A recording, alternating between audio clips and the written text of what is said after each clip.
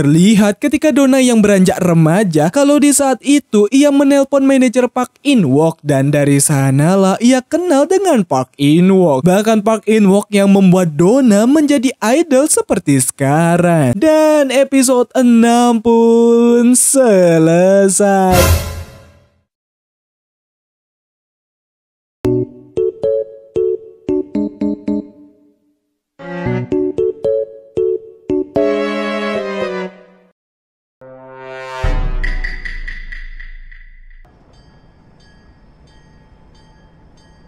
Di episode 7 dimulai dari datangnya Park In-wook yang mencari Donna. Awalnya Wonjun bertanya siapa dia, tapi karena Donna diam saja, bahkan ketika Wonjun mencoba untuk menghentikannya, Donna malah melepas tangannya. Waduh, serta pergi bersama dengan Park In-wook yang sudah pasti membuat Wonjun nyesek, dan nyesaknya sampai ke sini anjir. Sabar Wonjun. Dan episode 7 dengan judul Berdamai pun dimulai. Kalau ketika di jalan Park In-wook sangat perhatian ke Donna, sehingga Donna bingung apa mau dari Park In-wook ini. Namun Park In-wook lah yang merasa kalau Donna yang ingin mengatakan sesuatu, serta ia membujuk Donna untuk comeback lagi menjadi idol. Dan di sini kita akhirnya tahu kalau alasan Donna berada di kos itu karena Park In-wook lah yang menaruhnya di sana sendirian, dan itu hukuman untuk Donna. Seketika Donna yang sudah muak melihat Park In-wook dengan nekat ingin keluar dari mobil, sehingga Park In-wook memintanya tenang. Donna pun meluapkan kekesalannya kepada Park In-wook karena Park In-wook membuatnya seperti terkubur di dalam tanah dan menjadi kutik kawaii.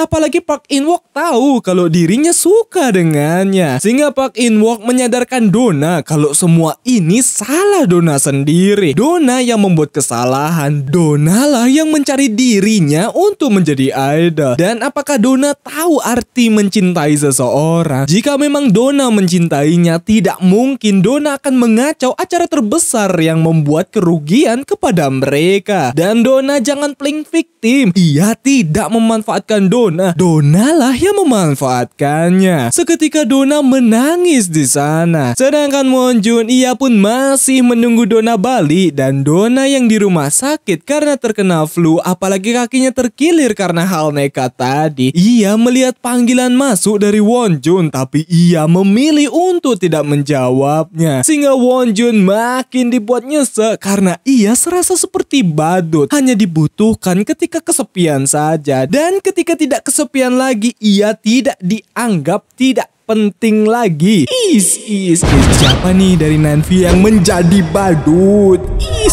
Cari yang baru, cuk. Jangan berharap ke satu wanita doang dong kalau Anda masih jomblo. Dan tepat di saat itu ibunya menelpon balik ke Donna, dan ketika selesai serta akan balik, Donna memutuskan untuk tidak ikut bersama dengan Park In-wook. Dan Park In-wook membebaskan Donna karena toh itu hidupnya Donna, ngapain dia mengurusi hal itu? Yang ternyata adik dari Wonjun sakit, entah sakit apa karena nggak dikasih tahu. Apa udah? Entahlah, intinya adiknya sakit. Jadi ibunya merawat sang adik, dan Wonjun lah harapan keluarga mereka. Sehingga ia yang menemui Sujin langsung meluapkan kesedihannya, baik cinta dan keluarganya. Meluapkannya dengan cara minum-minum. Apalagi ketika Wonjun bertanya akan seperti apa pria yang cocok untuk Donna, Sujin merasa kalau Donna cocoknya itu sama yang setara, sama-sama idol ataupun di kalangan artis, tidak seperti Wonjun yang masih struggle di sampingannya. Dan ketika Donna sampai di rumah membuatnya terkejut karena Wonjun sudah tidak ada di sana. Apalagi ketika ia melihat 15 panggilan masuk dari Wonjun, ia berniat untuk menelponnya, tapi ia memutuskan untuk tidak. Padahal Wonjun menunggu telepon masuk dari Donna. Terlihat ketika Donna pertama kali bertemu dengan Park In-wook, kalau Park In-wook melihat potensi besar di dalam Donna dan menawarkannya untuk ikut training. Dan karena Donna menyetujuinya, Park In-wook pun memberikan kontrak dan syarat-syarat agar Donna bisa menjadi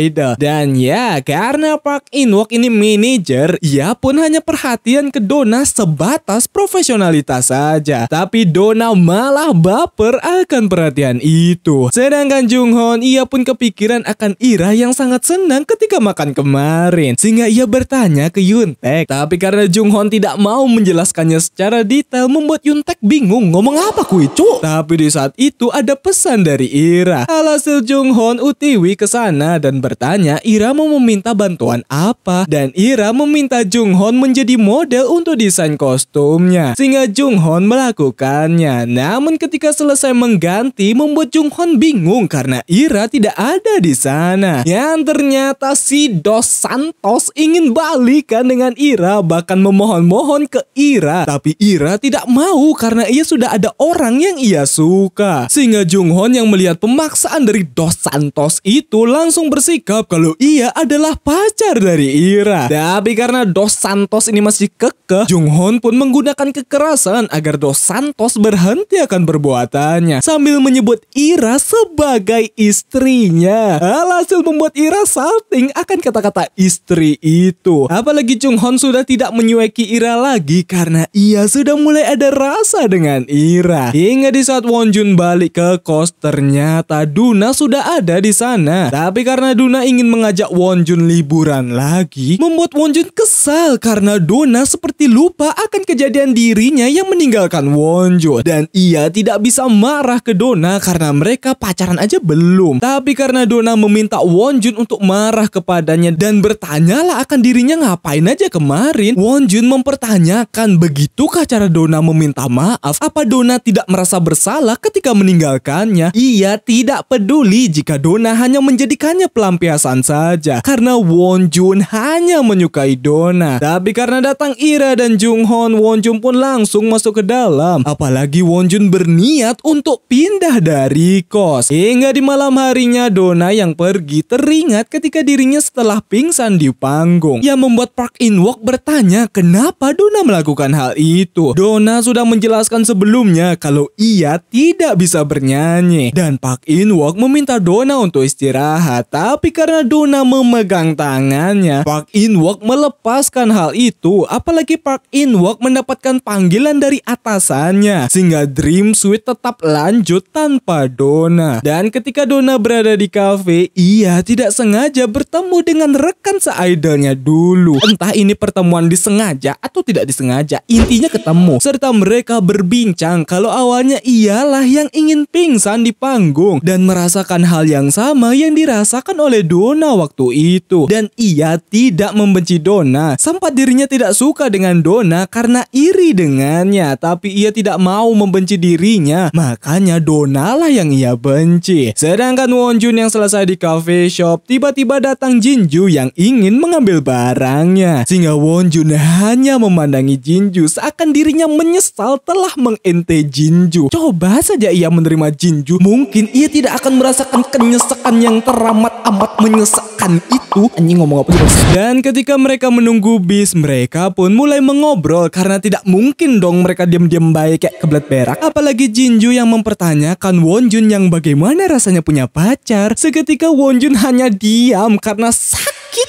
cuy. Tapi di saat itu ada pesan dari grup kos untuk Nongski lagi. Tapi Jinju tidak ikut karena ia masih belum selesai dengan dirinya sendiri. Dan ketika ia sudah selesai dengan dirinya sendiri, ia bisa berteman seperti dulu dengan Wonjun. Dan ketika utiwi Bali, ia teringat dengan perkataan Dona akan Wonjun yang tidak berani marah kepadanya. Sehingga Wonjun terus kepikiran. Tepat di saat itu Dona datang dan mendengar kalau Wonjun ingin pindah, serta Dona melarang hal itu. Namun karena Wonjun masih marah ke Dona serta ingin pergi dari sana, Dona tidak membiarkannya sembari memeluk Wonjun. Apalagi ketika Wonjun mencium bau udut dan merasa kalau bau udut itu dari Park In-wook, serta Dona yang dicampakkan dan sekarang balik karena dicampakkan oleh Park In-wook, membuat Dona kesal akan prasangka buruk dari Wonjun. Alhasil Wonjun memberitahu alasan ia mau pindah karena ia tidak suka dengan Dona dan tidak ingin melihat Dona. Namun ketika Wonjun bertanya kenapa Dona melakukan hal itu sebelumnya, Dona berkata kalau ia belum menyadarinya dan ia memang selalu telat menyadari perasaannya, dan setelah kehilangan ia baru menyesalinya. Dan dengan air mata yang turun karena seakan dirinya sendiri yang menginginkan Dona, ia meminta Dona untuk meminta maaf kepadanya dan katakanlah kalau ia menyukainya. Sehingga Dona berkata kalau ia sarangi.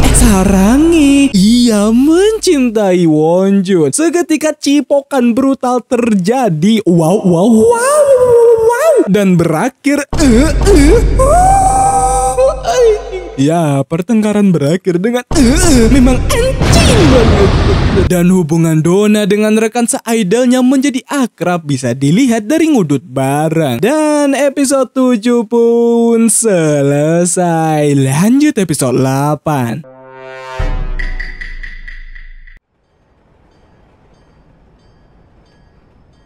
Di episode 8 dimulai dari mereka yang membaik seperti biasanya dan hari-hari mereka lalui dengan kebahagiaan. Dan episode 8 dengan judul, entah judulnya apa, dimulai. Kalau ketika mereka menonton acara musik dari Nerd Connection, entah ini grup beneran ada atau tidak, Wonjun mendapatkan panggilan dari ibunya. Sempat ia tidak menjawabnya, namun karena ibunya terus menelpon, ia pun keluar untuk menjawabnya. Kalau ibunya memberitahu akan operasi dari sang adik dan Wonjun mengikuti arahan dokter. Jika harus dioperasi ya lakukan. Ya walaupun pasti kendala mereka adalah biayanya. Sedangkan Ira yang mabuk pun bestinya mengirim pesan di grup akan menjemput Ira. Dan di saat itu Junghon lagi mandi dan tidak melihat pesannya. Tapi karena Yuntaek yang melihatnya dan merasa sepertinya kisah cintanya akan berhasil dengan Ira, langsung utiwi ke sana. Dan ketika mereka menunggu datang orang yang akan menjemput Ira, sehingga bestinya membangunkan Ira dan ternyata yang datang adalah Junghon. Alhasil Junghon membawa Ira pulang dan ketika sampai Ira yang mempertanyakan Junghon melihatnya membuat Ira ingin mencipok Junghon. Sempat tergoda tapi ia tidak mau karena Ira mabuk. Tapi karena Ira berkata kalau ia sadar dan yakin akan hal itu, Junghon langsung mencipoknya. Wow. Serta berkata kalau ia juga menyukai Ira. Seketika Ira yang terkejut langsung menyusul Junghon untuk cipokan yang kedua. Wow. Dan Yuntaek, ya, dirinya telat dan terjebak di antara dua besti dari Ira. Sabar si semi fuckboy. Dan Donna tiba-tiba ia begitu stres dan terus teringat ketika dirinya masih jaya-jayanya. Apalagi dirinya yang bernyanyi di atas panggung seorang diri. Terlihat ketika Donna dan Wonjun pergi jalan-jalan ke pantai. Kalau di saat itu Wonjun mempertanyakan Donna yang kembali menjadi idol. Tapi Donna bertanya apakah Wonjun ingin dirinya pergi. Wonjun menjawab kalau Donna pergi atas keinginannya sendiri. Dan Wonjun ingin melihat Donna bernyanyi lagi. Tapi jawaban Donna kalau Wonjun itu naif. Dan bagaimana jika mereka diharuskan putus karena menjadi idol? Ya, karena kalau jadi idol tidak boleh namanya pacaran. Banyak artikelnya di Mbah Golo-Golo. Seketika Wonjun hanya terdiam. Wonjun pun harus pulang untuk merawat adiknya yang operasi sehingga mereka LDRan. Bahkan tepat ketika Donna pergi dan tidak sengaja tersenggol dong. Ia melihat dirinya ketika masih jaya.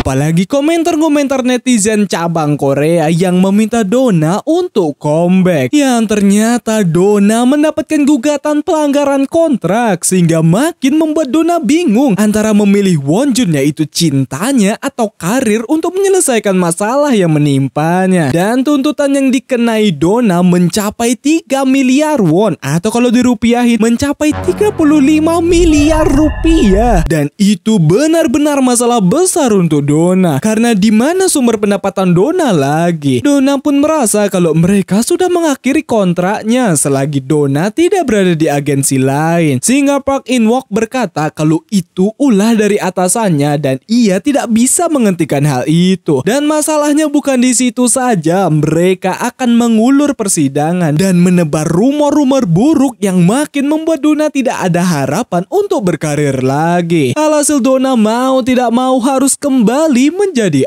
idol. Tapi Donna harus mengakhiri hubungannya dengan Wonjun karena hal itu bisa menjadi senjata untuk menyerang Donna. Dan ketika Wonjun masih di kampung, Sujin pun melihat cincin dan terkejut karena Wonjun sudah punya pacar dan ingin melihat pacar Wonjun yang padahal pacar Wonjun itu biasnya atau idol dari Sujin. Dan Donna benar-benar tidak tahu harus berbuat apa. adalah ia tidak mau kehilangan Wonjun, tapi masalah itu mengharuskannya untuk berpisah, sehingga ia pergi menemui Jinju untuk melepaskan kesedihan yang ia pendam akan masalah itu. Wonjun pun sudah balik ke kos, tapi ia dibuat bingung karena Donna melepaskan cincin mereka. Apalagi ketika ia di dapur, ia melihat udut dari Park In-wook. Alhasilnya langsung pergi menemui Park In-wook untuk meminta Park In-wook agar tidak usah mengganggu Donna lagi. Alhasil Park In-wook memberitahu Wonjun, "Hei bocil umur 21 tahun, kamu wajib militer saja belum? Kerja aja belum? Tahu nggak Donna itu kalau masih sama Anda karirnya bisa bermasalah. Apalagi opini orang-orang dan masa depan tidak bisa diprediksi. Mungkin Donna sebelumnya bisa menghasilkan miliaran won, tapi kalau sama Anda jadi pengangguran tingkat kronis, hidupnya susah, karir hancur. Mau Anda?" Sudah pasti Wonjun mengerti karena memang begitulah resiko berhubungan dengan idol. Apalagi Donna status sosialnya sangat-sangat jauh sekali dengan Wonjun yang masih struggle dengan kuliahnya dan kerja sampingannya. Dan Donna ia pun kembali berkarir menjadi solo idol. Dan Donna bebas berkarya sesuai apa yang ia mau karena begitulah solo karir. Sehingga Donna memberitahu ke Park In-wook alasan ia kembali karena ia bisa bernyanyi lagi. Dan itu bukan karena tuntutan.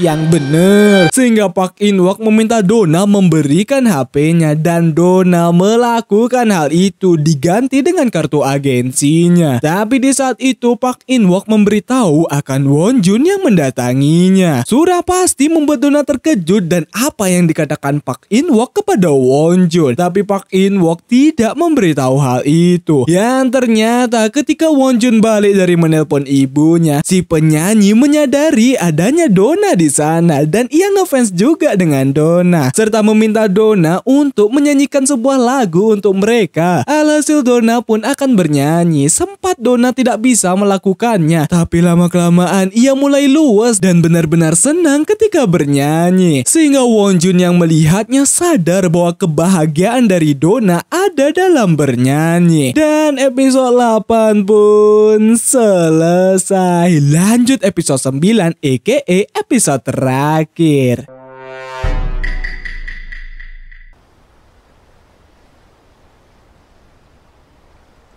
Di episode 9 dimulai dari Wonjun yang memikirkan perkataan yang meminta Donna untuk bernyanyi lagi. Tapi karena hal itu malah membuat hubungan mereka berakhir, makin membuat Wonjun sedih akan hal itu. Sedangkan Donna melakukan acara comebacknya dan episode 9 berjudul Duna pun dimulai. Alhasil Wonjun pun fokus dengan dirinya agar bisa melupakan Donna. Ya walaupun ia terus mengirim pesan ke Donna. Dan ketika acara meet fans atau bertemu dengan para fans, Donna sudah tahu mana yang fans, mana yang penguntit. Karena salah satu penguntit menggunakan kacamata yang ada kameranya. Dan di saat itu datang orang yang membawa papan Donna. Dan itu adalah si Sujin. Sehingga ia yang melihat foto card dari Donna dan sudah ada tanda tangan Donna membuatnya sangat-sangat bahagia. Itu aja sudah senang anjir. Apalagi ketika ia tahu kalau Wonjun ternyata pacarnya. Auto pingsan bangsa. Dan Wonjun ia pun hanya bisa melihat papan dari Donna dan masih mencoba untuk merelakan hubungan mereka yang kandas, berupa fokus ke dirinya sendiri. Dan ketika salju pertama turun, ia yang pergi melihat ada Donna di sana serta menghampirinya. Alhasil Donna mengajak Wonjun makan bersama, tapi ketika makan Wonjun hanya diam saja. Donna pun cerita kalau ia tidak memegang HP lagi dan untuk keluar seperti itu pun sangat sulit untuknya. Dan Wonjun paham serta mendukung Donna. Apalagi Wonjun memberitahu akan dirinya melakukan wajib militer sehingga Donna akan menunggu dan waktu tidak akan terasa. Donna pun benar-benar menginginkan mereka bersenang-senang seperti dulu karena ia akan jarang bertemu dengan Wonjun. Tapi Wonjun malah tidak menunjukkan semangatnya dan meminta Donna untuk tidak mengkhawatirkannya. Dan tujuan ia bertemu dengan Donna karena ia mengakhiri mengakhiri hubungannya dengan Donna. What the fuck bro? Ya tapi memang sangat sulit sih untuk dipertahankan bangsat. Sudah pasti membuat Donna terkejut dan kesal ke Wonjun karena Wonjun menyerah dengan hubungan mereka. Bukankah Wonjun sendiri yang ingin Donna bernyanyi lagi? Dan hanya Wonjun yang menyerah. Wonjun tidak menepati janjinya. Wonjun tidak punya nyali serta melarikan diri. Dan Wonjun lah yang meninggalkan Donna. Jawaban dari Wonjun membenarkan hal itu. Seketika Donna pergi sembari menangis karena ia masih sangat mencintai Wonjun, tapi Wonjun menyerah dengan hubungan itu. Yang padahal Wonjun juga berat karena mereka benar-benar tidak bersama. Saya paham kok brother, memang berat kalau dipertahanin. Donnanya yang kena masalah terus gitu karena paparazzi itu kan ada di mana-mana. Tanpa ia sadari telah membuat Donna hancur. Sabar brother, tumben tokoh utama tidak happy begini. Karir dulu difokusin baru cewek. Oke brother, jadi slap your face and be rich. Mereka berdua pun menjalani kehidupan masing-masing, dari Donna yang menjadi idol dan Wonjun yang menjalani wajib militer. Bahkan ketika Donna berkesempatan membuka HP-nya, ternyata sudah ada banyak pesan masuk dari Wonjun yang terus mengiriminya pesan. Bertahun-tahun berlalu dan kini si Yuntaek menjadi guru cinta. Anjing, percintaannya gagal mulu, anjing malah jadi guru cinta. Dan Wonjun yang sudah selesai dari wajib militer numpang di tempat Ira. Bahkan ternyata Ira tinggal bareng dengan Junghon. Entah mereka sudah menikah atau masih pacaran. Wonjun pun membantu Sujin di restoran sembari menunggu dirinya mendapatkan pekerjaan. Tapi karena Jinju ada di sana, mereka pun akhirnya berbincang setelah lamanya tidak bertemu. Bahkan Jinju langsung menunjukkan foto-foto ketika dirinya di Brazil. Namun karena ada foto bersama Donna, Jinju langsung mengalihkannya kalau Donna lagi tur di Brazil. Makanya ia bertemu Donna. Tapi ketika Sujin balik, ia melihat Wonjun yang minum-minum. Wonjun pun terus melihat poster Donna di setiap jalan. Donna, dan Donna. Bagaimana ia bisa move on kalau Donna mulu di setiap jalannya? Mereka pun berkumpul lagi untuk terakhir kalinya di kos karena tempat itu akan dihancurkan. Tapi karena Yuntaek berkata kalau yang kurang adalah Donna, Ira yang paham langsung mengalihkan hal itu. Dan di saat itu Wonjun memberitahu mereka kalau ia akan interview kerja, yang membuat mereka senang akan hal itu. Tapi ketika selesai dan balik, Wonjun yang ketinggalan baju, ia yang balik, ternyata sudah ada Donna di sana, yang makin membuatnya sedih akan fakta mereka tidak bisa bersama. Alhasil mereka pun berbincang sebagai teman. Tapi ketika Donna balik, ia pun benar-benar sedih sampai menangis karena ia masih mencintai Wonjun. Sehingga ia yang muak langsung pergi menemui Wonjun. Dan Wonjun sudah pasti terkejut dan meminta Donna untuk berbincang di dalam. Donna pun meluapkan kekesalannya kalau sebelum mengenal Wonjun, ia benar-benar seperti sudah mati, suram dan tidak punya tujuan hidup. Tapi karena Wonjun, ia jadi menyayangi dirinya sendiri. Ia tidak kesepian atau sakit, tidurnya nyenyak dan pekerjaannya lancar. Banyak orang di sampingnya meski bukan Wonjun. Jadi sekarang ia tidak membutuhkan Wonjun. Wonjun tahu akan hal itu, tapi Donna meminta Wonjun untuk meminta maaf. Katakan Wonjun yang salah dan katakan Wonjun menyesal. Dan Wonjun mengatakan penyesalannya dan berhentilah membuat hatinya goyah. Sehingga Donna berkata kalau ia merindukan Wonjun serta mereka berpelukan di sana. Dan selesai dengan semua itu, Wonjun pun pergi untuk interview dan lolos masuk PNS. Donna pun pergi ke suatu tempat dan di saat itu ada Wonjun yang menemani bosnya membeli sesuatu. Yang ternyata Donna di satu tempat yang sama dengan Wonjun. Dan series dari Donna pun selesai. What? Mereka benar-benar tidak bersama? The fuck man? Tumben saya melihat tokoh utama endingnya tidak happy ending. Ya sudahlah ya anjing.